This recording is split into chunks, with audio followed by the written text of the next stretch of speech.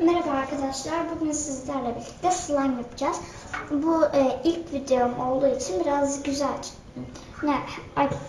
Çok özür dilerim arkadaşlar, konuşamadım. Evet arkadaşlar, bugün sizlerle slime yapacağım.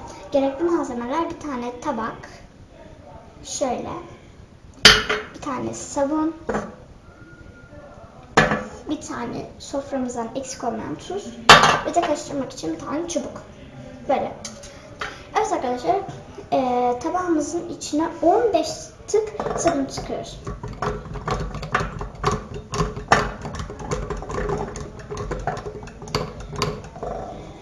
Arkadaşlar veya 20.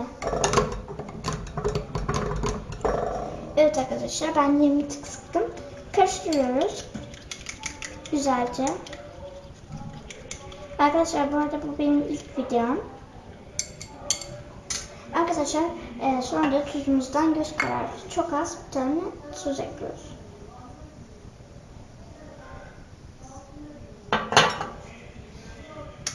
Karıştırıyoruz.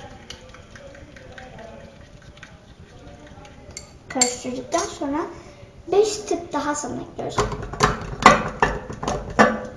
Karıştırıyoruz gene.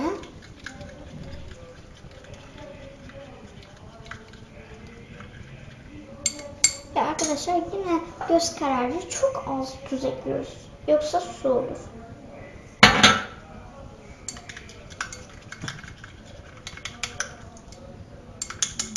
Evet arkadaşlar.